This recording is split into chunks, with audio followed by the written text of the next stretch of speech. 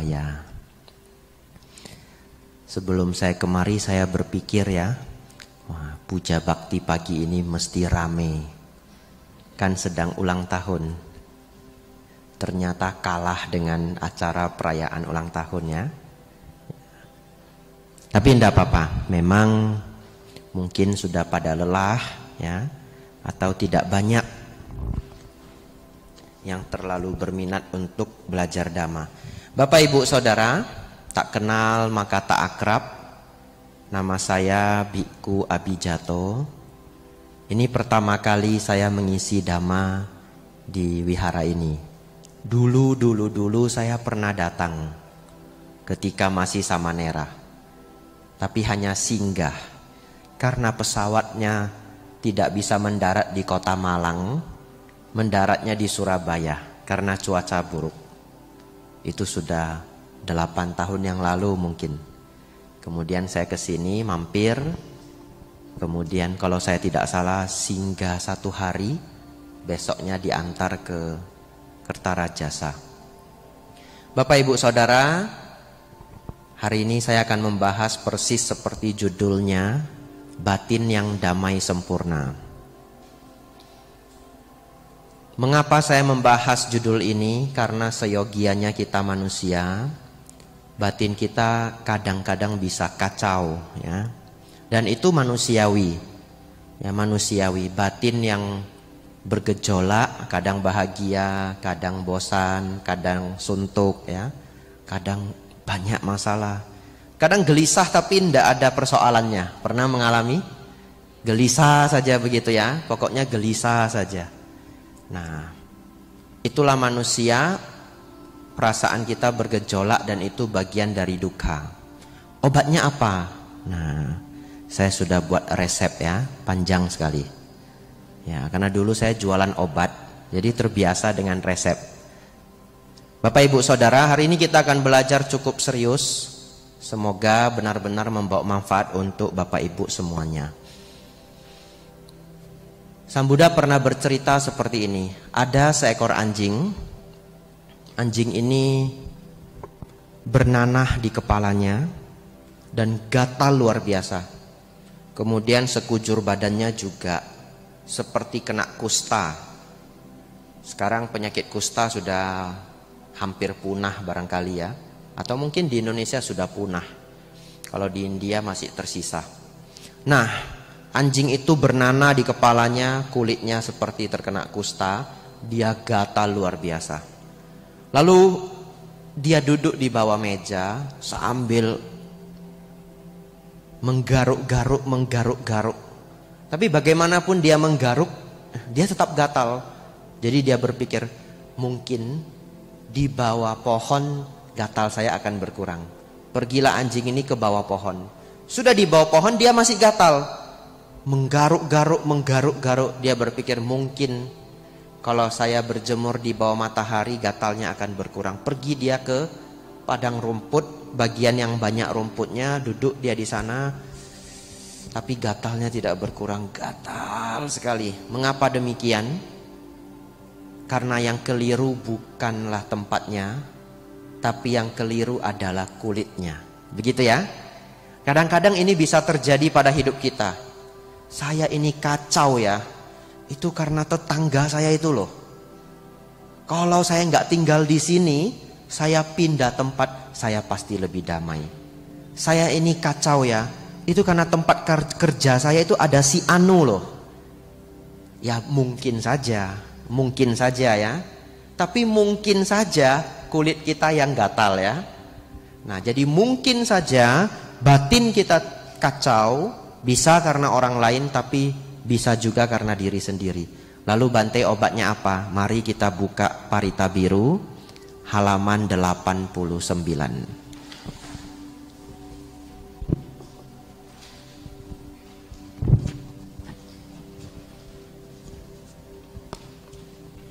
Karania Metta Sutta ya.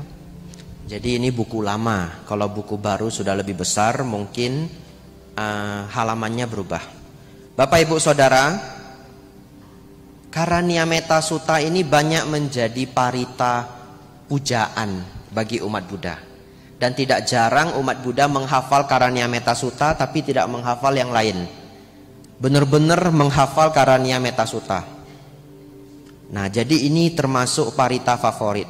Dan banyak yang berpikir karena parita ini berhubungan dengan makhluk-makhluk baik yang tampak maupun yang tidak tampak, besar maupun kecil dan sebagainya. Kadangkala parita ini dianggap parita pengusir hantu. Kalau sudah dibaca hantunya juga belum mau pergi baru manggil Bante gitu ya. Berarti saya yang baca ndak mempan gitu. Tapi Bapak Ibu Saudara, ya boleh saja bagaimana masyarakat memaknai parita ini boleh saja. Tapi sesungguhnya parita ini adalah parita pendamai batin. Iya, parita pendamai batin. Lalu mungkin ada yang berpikir, Bante, saya pernah Bante batin saya kacau. Saya sudah baca ini 8 kali Bante. Lah, belum damai Bante. Kok begitu? Nah, mari kita baca isinya. Barangkali dia belum baca isinya. Betul ya? Kalau sudah baca isinya, kita pahami. Ketika nanti membaca parita ini lagi akan berkhasiat. Silahkan dibuka halaman 91. Tidak akan saya baca semuanya. Kita baca bagian yang penting saja. Konsentrasi semuanya ya. Ya, hari ini puja bakti cita rasa dhamma kelas. Ya, inilah yang patut dikerjakan oleh ia yang tangkas dalam hal yang berguna, yang mengantar ke jalan kedamaian. Betul? Ya, kalimat ketiga ini penting sekali ya. Yang mengantar ke jalan kedamaian. Artinya, lakukanlah ini, Anda akan damai. Yang pertama, sebagai orang yang cakap, jujur, tulus, mudah dinasehati, lemah lembut, tidak sombong. Kemudian merasa puas atas yang dimiliki, mudah dirawat, tidak repot, bersahaja hidupnya, berindria tenang, penuh pertimbangan, sopan, tak melekat pada keluarga-keluarga. Selanjutnya, tidak berbuat kesalahan walaupun kecil yang dapat dicela oleh para bijaksanawan. Senantiasa bersiaga dengan ujaran cinta kasih. Semoga semua makhluk berbahagia dan tentram. Semoga semua makhluk hidup berbahagia. Nah, bahkan di syair inilah kalimat yang sangat terkenal Sabe Sata Bhawantu Sukhitata itu ditemukan. Bapak Ibu Saudara, kita sudah baca 3 paragraf. Belum damai Bante. Iya, belum damai. Karena kedamaian itu bisa muncul apabila yang ini dipraktekkan. Betul ya? Karena ini semuanya adalah nasihat. Jadi kalau kita baca saja berulang-ulang, Karania Matha Kusalena Yantang Santang Padang Abisameca. Sudah damai belum ya? Ya, damai ya, tapi tidak maksimal. Bapak Ibu Saudara, memulai dari 3 paragraf ini sudah saya rangkum. Ternyata Karania Metta Sutta yang tadi kita baca itu mengandung nasihat 7+1. Ya, 7+1. Nanti Bapak Ibu hafal ya, 7+1. Apa itu 7+1? Yang pertama jujur, yang kedua rendah hati, yang ketiga merasa puas, yang keempat mudah dilayani, yang kelima tidak sibuk, yang keenam tidak melekat pada keluarga-keluarga, dan yang ketujuh tidak berbuat kesalahan walaupun kecil. Kita bahas ini pelan-pelan, lalu nanti sembari saya bahas kita hafal pelan-pelan. Semoga pulang puja bakti pagi hari ini hafal 7+1 ya. Cukup banyak memang 7. Kita mulai yang pertama, jujur. Lah, apa hubungannya jujur dengan damai ya? Bapak Ibu Saudara, ternyata kejujuran itu bahkan Sang Buddha tulis di dalam parita sungguh jujur. Karena kenapa? Karena salah satu yang membuat kita tidak damai adalah kebohongan. Begitu kita berbohong, potensi ketidakdamaian muncul. Bahkan kalau orang yang belum terampil berbohong, begitu berbohong langsung gelisah 2 jam, betul ya? Kalau yang sudah terampil ya barangkali dia tidak gelisah, tapi dia kumpul-kumpul potensi itu. Dan lama-kelamaan banyak sekali ketidakcocokan antara apa yang dia ucapkan dengan kenyataan. Dan kenapa bisa membuat tidak damai? Karena kalau sudah bohong satu, nanti berantai, betul ya? Sudah bohong A, nanti ketemu kasus yang sama harus ditutupi dengan kebohongan lagi, ditutupi dengan kebohongan lagi, ditutupi dengan kebohongan lagi. Kemudian nanti ketemunya orang tersebut sebulan yang akan datang, diceritakan kebohongan itu, yang bohong pun sudah lupa, betul ya? Saya bulan yang lalu ngomong apa sama dia ya? Aduh gawat ini. Nah, lalu harus menciptakan kebohongan baru, dan itu menjadikan kita tidak damai. Kalau orang jujur itu plong sekali, dan ditanya sebulan yang akan datang, setahun yang akan datang, 3 tahun yang akan datang pun jawabannya sama, betul ya? Karena tidak bohong, kecuali lupa. Yang kedua, Bapak Ibu Saudara, yang ini agak sulit. Jujur dengan diri sendiri. Nah, apa ciri-ciri orang yang mau jujur dengan diri sendiri? Kalau diberi kritikan itu direnungkan. Betul ya? Tapi kritikan itu memang gak mengenakkan. Jadi begitu kita dikritik, ego kita itu sudah maju duluan untuk mempertahankan harga diri kita. Oke lah, barangkali pada umumnya orang itu akan merasa terganggu, dia akan bertahan. Namun kalau Bapak Ibu nanti sepulang dari tempat tersebut, renungkanlah. Barangkali kritikan itu benar ya. Dan itu bagian dari jujur dengan diri sendiri. Yang kedua, rendah hati ya. Rendah hati ini sesungguhnya saya pikir adalah rentetan dari kejujuran. Kenapa? Karena orang yang tidak rendah hati itu, maka lawan katanya adalah tinggi hati atau sombong. Dan di balik kesombongan itu banyak juga ketidakjujuran. Kenapa? Dia memiliki 2, dia katakan 5. Dia memiliki 5, dia katakan 10. Sedangkan orang yang berendah hati, bahkan dia punya 2, tidak perlu orang lain tahu. Dia punya 10, kalau bisa orang lain tidak perlu tahu. Nah, dan bagaimana kerendahan hati ini membawa kedamaian? Karena kesombongan itu akan ditagih orang. Saya loh Pak Bu, saya itu punya kebun 20 hektar, tidak besar, sekedar gitu ya. Cuma 20 hektar. Itu pun ya iseng saja. Wah, sombong sekali orang ini ya. Sudah sombong sekedar katanya ya. Lalu dia cerita punya ini, punya itu, hidupnya begini, hidupnya begitu. Selewat 2 tahun, ada teman baiknya atau temannya perlu bantuan.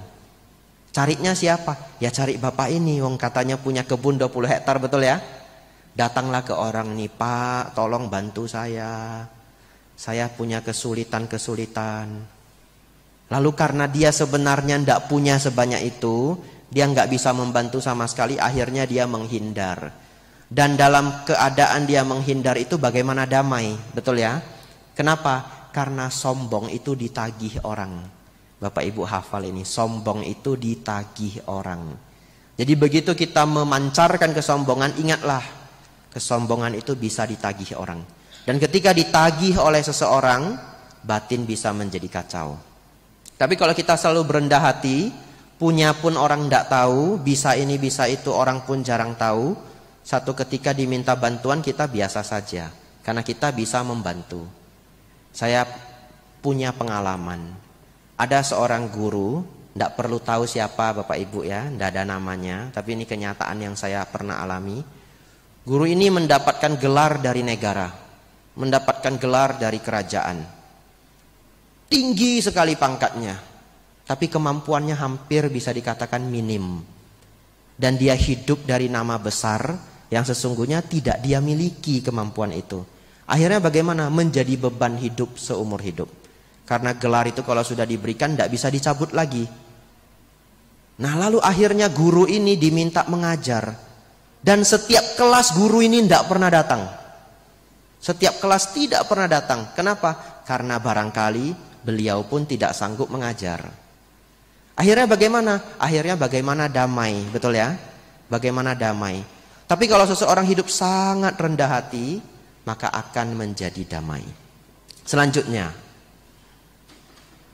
yang ketiga Bapak Ibu Saudara, gampang merasa puas.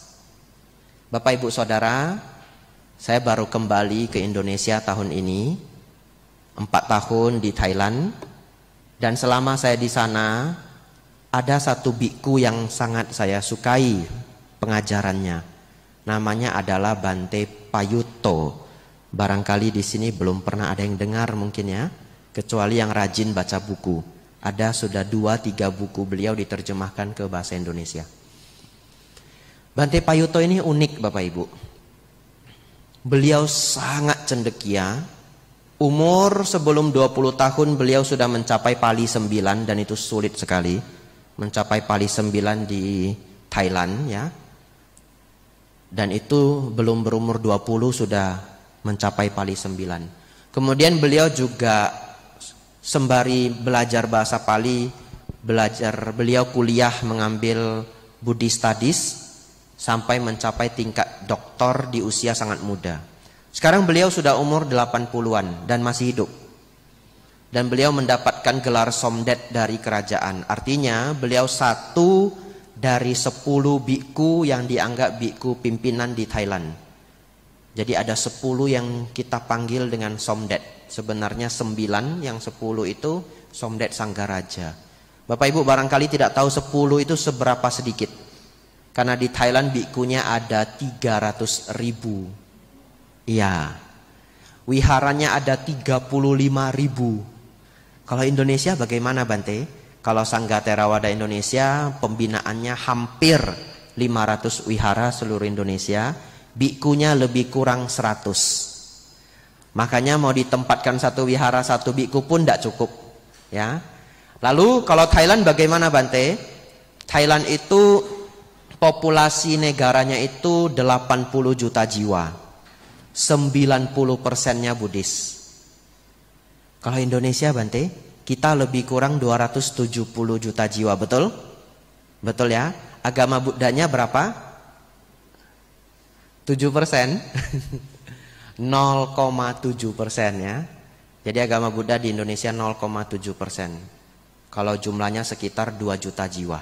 Bapak Ibu Saudara, apa yang menarik dari beliau?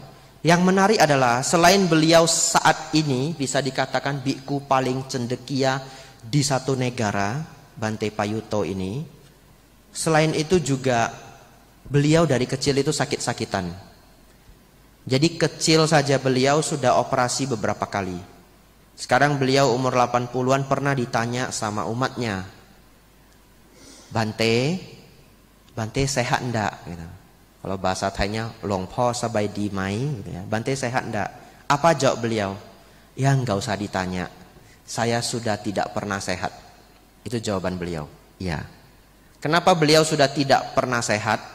Karena ternyata paru-paru beliau sudah diangkat satu. Ya, jadi tinggal yang sebelah kanan.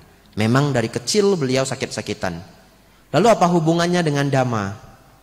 Sang Buddha mengatakan barang siapa melihat duka, dia melihat Dhamma.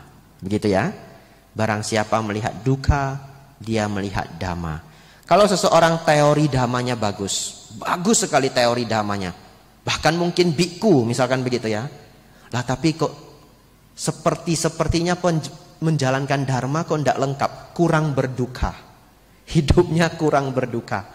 Karena barang siapa melihat duka, dia melihat Dhamma. Bapak Ibu nanti renungkan kalimat ini ya. Kemudian Bapak Ibu Saudara, karena beliau sangat cendekia dan sangat dekat dengan duka, akhirnya beliau sangat serius menjalankan kebikuan. Sampai setua ini beliau masih membabarkan Dhamma. Diminta untuk banyak nimbrung, banyak duduk di bidang pemerintahan, beliau tidak mau. Kenapa? Karena di Thailand itu biku cukup punya pengaruh ya, karena negara Buddhis. Beliau tidak mau. Beliau tinggal di satu kota kecil, kota cukup besar sebenarnya, 2 jam dari Bangkok ya, namanya Nakhon Pathom, dan memberikan dharma setiap hari. Nah, ada satu dharma yang selalu saya ingat ya, hari ini ingin saya bagi ke Bapak Ibu Saudara. Setelah itu Bapak Ibu bisa belajar nomor-nomor berikutnya, yaitu nomor 3, merasa puas. Bapak Ibu Saudara,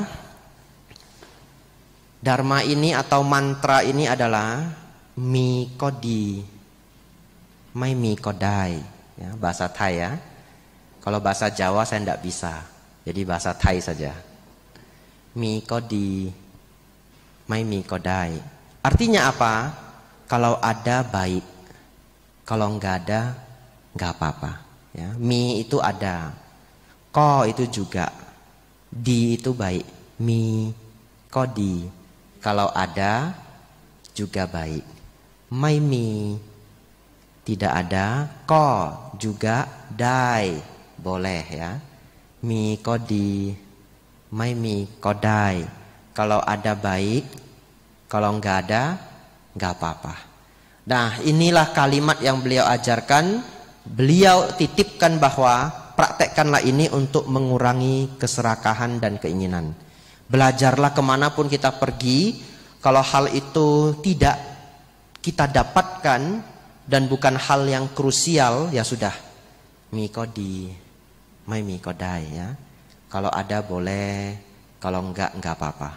Nah, dengan mempraktekkan itu pelan-pelan Bapak Ibu Saudara, bulir-bulir selanjutnya ini semuanya masuk ya. Kalau biku harusnya latihannya lebih tinggi lagi. Mi kodai, mai mi kodai. Kalau ada boleh, nggak ada juga boleh, begitu ya. Jadi kalau satu hari saya nginap di sini, kemudian pengurus wihara nanya, Bante, besok makan pagi, mi kodai, mai mi kodai, gitu ya. Kalau ada boleh, nggak ada juga boleh. Beneran nggak ada yang datang ya. Waduh, gawat saya. Siangnya nanya lagi, Bante makan siang Bante, mi kodai, mai mi kodai. Nggak ada pula yang datang ya. Nah, puasa saya 2 hari ya. Malamnya, Bante besok makan pagi. Iya, saya makan pagi. Jangan pakai mantra lagi. Ya, Bapak Ibu Saudara, nomor 3 itu merasa puas, nomor 4 mudah dilayani. Saya pikir 2 ini kita gabung saja supaya gampang hafalnya.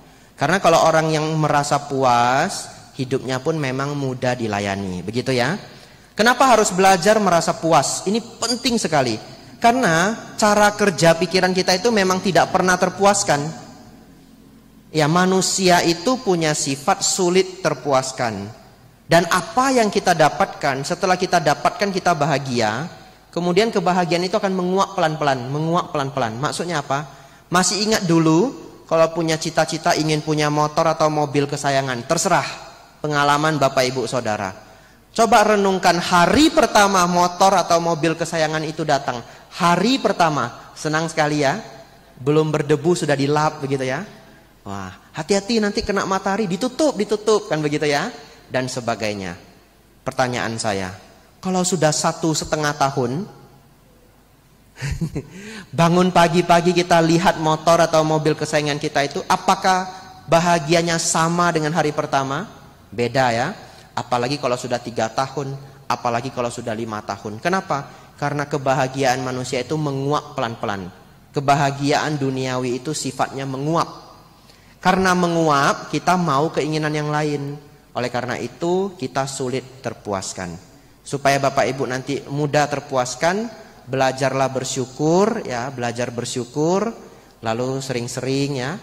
Kalau apa yang tidak didapatkan nanti mi kodi, mai mi kodai, begitu ya. Lanjut nomor 5. Bapak Ibu Saudara, nomor 5 itu tidak sibuk.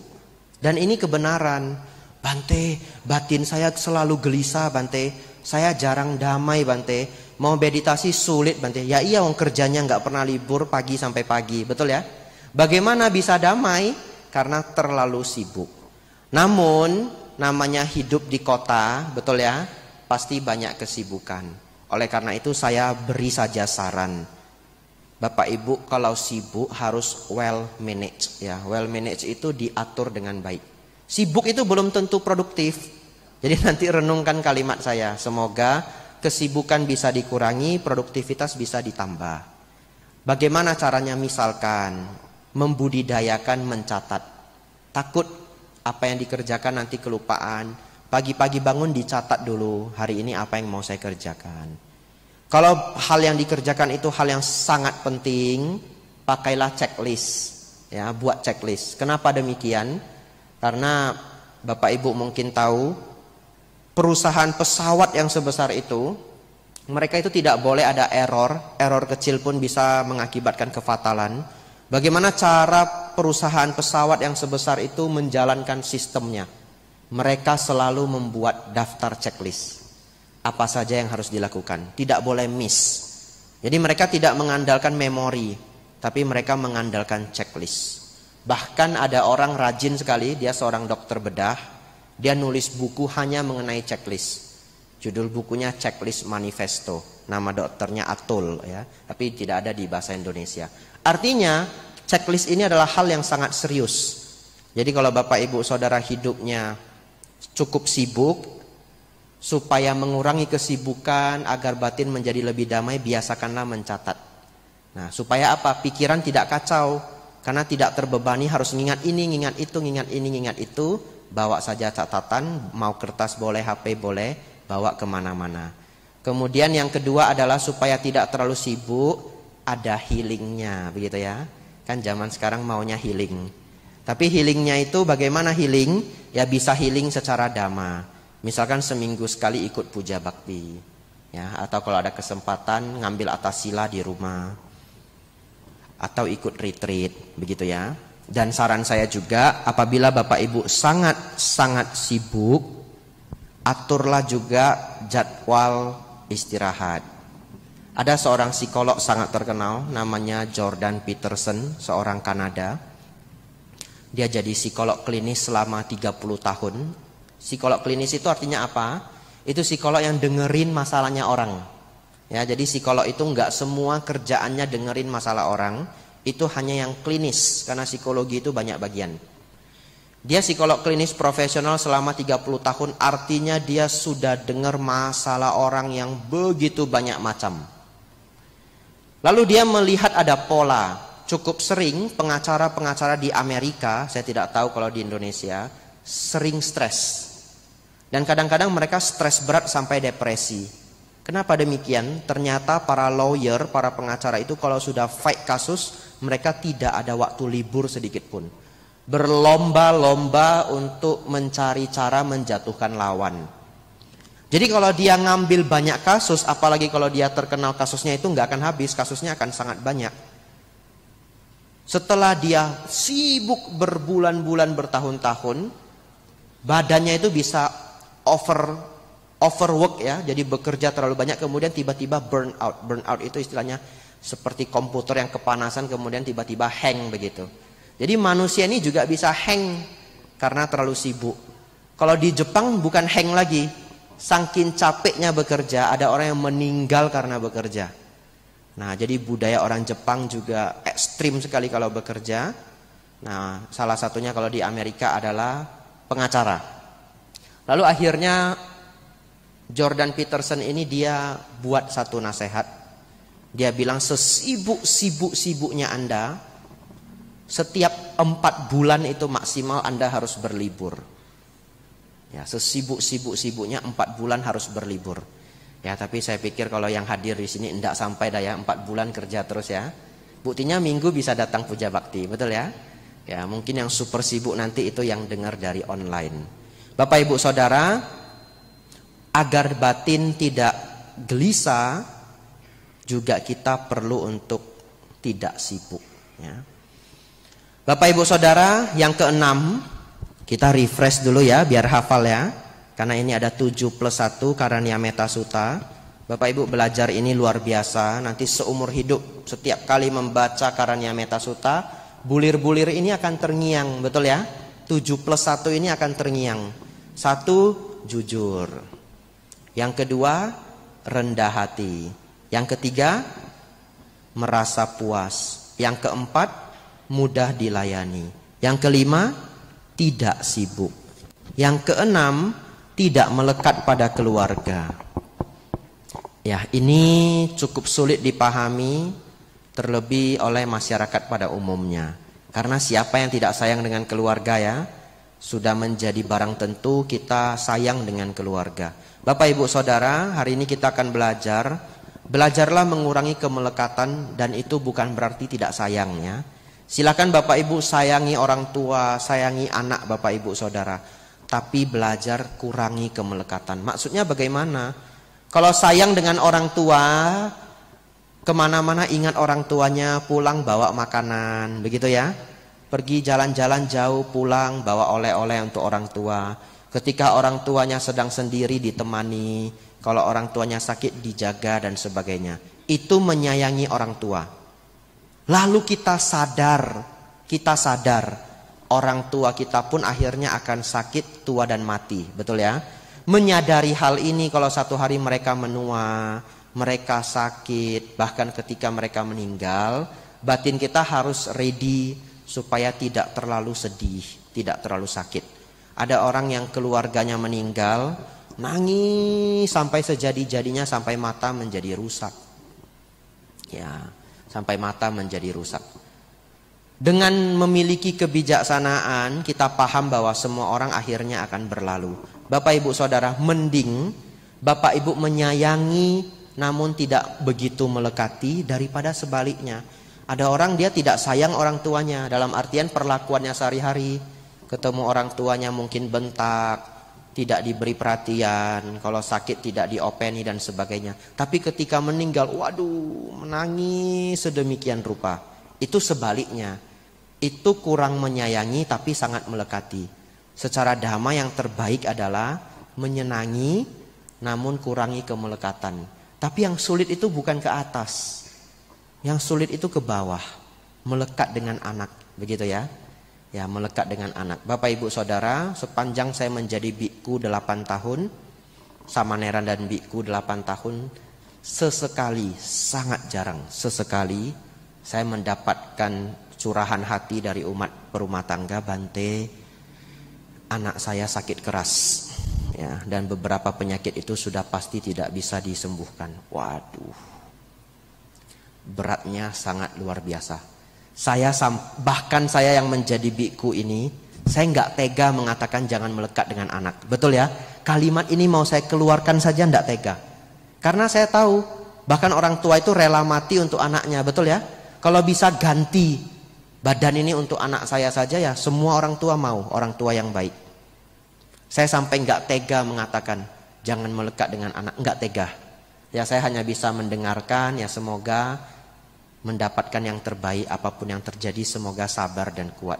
Bapak Ibu Saudara, oleh karena itu mengurangi kemelekatan itu sangat penting. Kenapa? Kalau seseorang mendapatkan kasus seperti yang saya ceritakan tadi, walaupun dalam 8 tahun ini sedikit sekali yang saya temukan, penderitaannya tidak 100%. Karena ada dhamma yang melindungi, ya keluarganya sakit, tentu tidak nyaman, tentu tidak tega dan sebagainya. Penderitaannya itu barangkali hanya 50%. Karena ada dhamma yang menjaga batin kita. Kalau tidak ada dhamma, Bapak Ibu, bisa menderita, sedih sampai menjadi gila. Beneran? Sampai bisa menjadi gila. Sakit jiwa. Saya pun pernah ketemu umat Buddha, kasihan sekali. Anak dan ibunya meninggal di hari yang sama. Akhirnya bagaimana? Jadi sakit jiwa.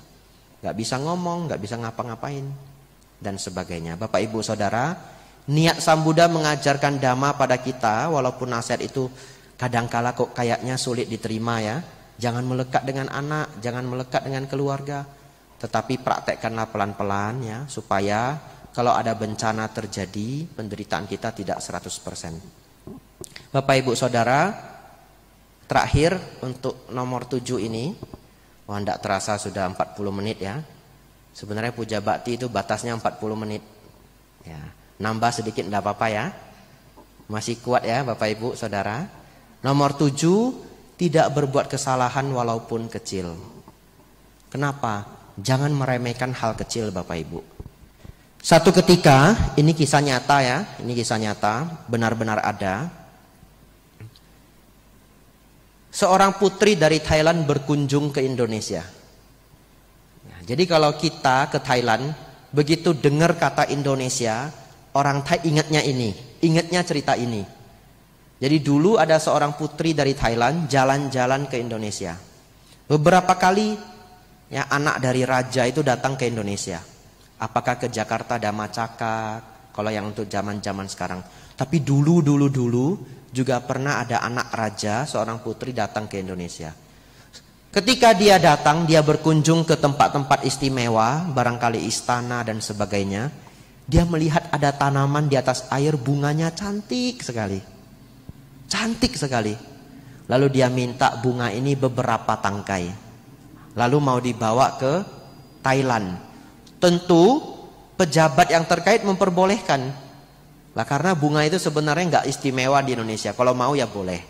Ya dibungkuskan kemudian dia bawa ke Thailand. Ini barangkali seperti acara kemarin, acara besar. Ya, pejabat kita juga membungkuskan apa? Tanaman. Apa itu yang untuk anti, yang biasa ditanam di pinggir laut? Mangrove ya. Ya, Indonesia juga menghadiahkan mangrove ke pejabat-pejabat yang datang. Akhirnya putri ini Bapak Ibu Saudara, dia bawa bunga tanaman ini ke Thailand. Dia tanam di istana. Nah, dia buat kolam kecil, isinya tanaman ini semua dari Indonesia. Bagus sekali. Dia beri nama Patok Cawa. Patok Cawa. Nama bunga ini kalau di Thailand. Bunga bahasa Thainya dok mai. Dok mai gitu ya. Nadanya harus pas loh ya. Tidak boleh salah. Nah, dok mai Patok Cawa. Akhirnya Bapak Ibu Saudara, satu ketika banjir, karena Thailand itu sangat sering banjir. Bunga ini hanyut ya. Bunga ini hanya sedikit, hanya satu kolam kecil di antara sungai yang sangat besar di Thailand. Sepele, tidak ada masalah. Lalu kemudian kaburlah bunga ini pergi ke laut, pergi ke sungai. Bapak Ibu tahu tanaman apa ini? Eceng gondok. Eceng gondok kan bunganya bagus sekali toh? Oh iya.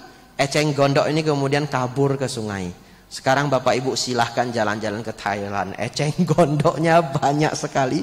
Dan itu dari Indonesia. Bapak Ibu Saudara, setiap kita ingin melakukan kesalahan walaupun kecil, ingatlah si eceng gondok ini. Kalau bisa janganlah punya kesalahan walaupun kecil. Tahan diri ini. Kan gak ada yang lihat ya. Saya ambil aja ya. Kayaknya gak ada yang lihat ini. Ini juga kayaknya jumlahnya gak bisa dihitung ini. Tak ambil aja dah ya. Begitu mau ambil Bapak Ibu, tiba-tiba suara saya muncul. Ingat eceng gondok Bapak Ibu. Oh ya, gak jadi deh.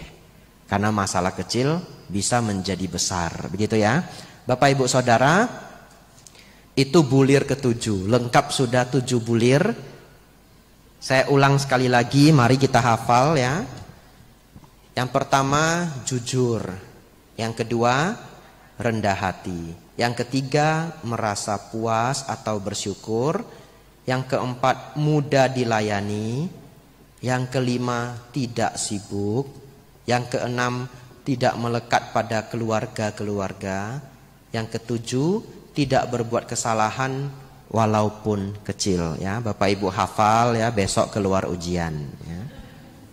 Terakhir 7 plus 1. Yang terakhir Bapak Ibu Saudara, menutup ceramah Dhamma saya hari ini adalah praktek Sabbe Sata Bawantu Sukitata. Semoga semua makhluk hidup berbahagia. Ini susah sekali Bapak Ibu. Kenapa saya katakan susah? Coba doanya apa? Semoga semua makhluk hidup berbahagia. Semua. Bapak Ibu yang bilang ya. Semua toh? Bapak Ibu yang bilang ya. Satu ketika Bapak Ibu ke tempat kerja, tempat dagang, tempat saudara, silakan. Kemudian ada satu orang gak senang dengan kita. Baru ketemu kita sudah mencerca, sudah mencela. Lalu Bapak Ibu marah, ingin membalas, ingin kalau dia membentak, normalnya kita ingin ikut bentak, betul ya? Nah, bisa enggak? Ketika kita dibentak, dicela, dicerca, dibully, Sabbe Sata Bawantu Sukitata. Sudahlah. Yang penting dia berbahagia. Bisa enggak? Susahnya luar biasa, betul ya? Padahal doanya kita apa? Semoga semua makhluk hidup berbahagia. Kata semua ini kan berarti yang senang dengan kita juga yang nggak senang dengan kita, betul ya? Tapi ketika bertemu yang nggak senang dengan kita, sulitnya minta ampun, sulitnya minta ampun. Tapi Bapak Ibu Saudara, kalau Bapak Ibu berani, Bapak Ibu sanggup, Bapak Ibu luar biasa, praktekkan ini. Caranya bagaimana? Satu ketika kita tahu orang ini nggak senang sama kita. Kita tahu apapun yang kita lakukan akan salah di matanya. Kita tahu, bukan nggak tahu. Praktekkanlah ini. Ya sudah, saya sabar saja.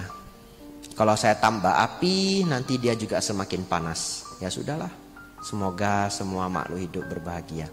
Harapan saya semoga satu hari dia bisa lebih bijaksana. Tapi kita juga jangan dekat-dekati dia. Sudah tahu dia tidak senang sama kita ya, kita menghindar. Dia belok kanan, kita belok kiri. Dia ke kiri, kita ke kanan.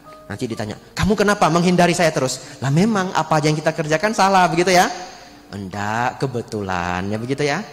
Artinya Bapak Ibu Saudara, ini bukan dhamma yang gampang dipraktekkan. Kedengarannya gampang. Sabe, sata, bawantu, sukitata. Sandal saya hilang. Waduh, kenapa ini orangnya curi sandal saya? Kenapa dia nggak ada hati nurani? Waduh, ngomel setengah hari. Susah toh, sandalnya hilang.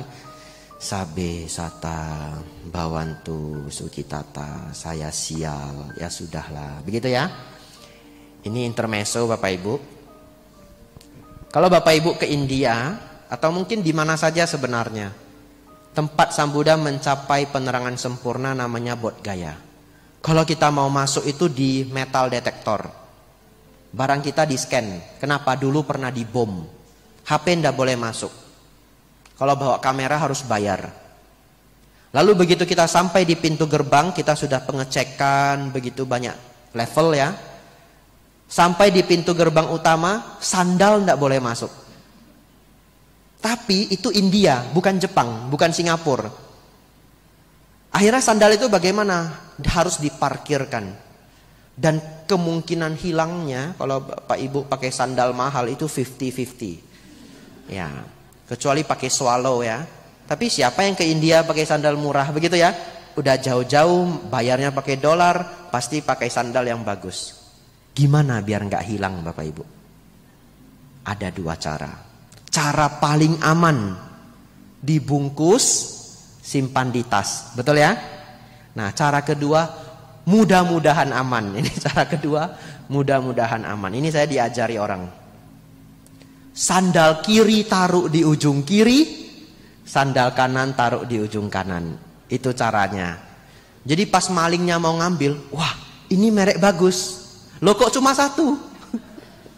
Dia cari, enggak ketemu. Nah dia ambil yang lain. Nah kecuali pencurinya ini punya effort luar biasa ya. Lain cerita, dia cari di kiri, dia cari di kanan. Tapi ya enggak mungkin kalau dia mau nyuri kan harus cepat-cepat, begitu ya. Ya jadi satu di kiri, satu di kanan. Bapak Ibu Saudara, praktekkanlah sabe, sata, bawantu, sukitata pada suasana yang gampang maupun pada suasana yang sulit. Sudah hampir 50 menit ceramah dhamma saya, panjang sekali. Semoga bisa Bapak Ibu ingat, bisa Bapak Ibu praktekkan. Semoga Bapak Ibu Saudara semakin maju dalam dhamma, semakin maju dalam kehidupan. Sabe, sata, bawantu, sukitata. Semoga semua makhluk hidup berbahagia. Sadu, sadu, sadu.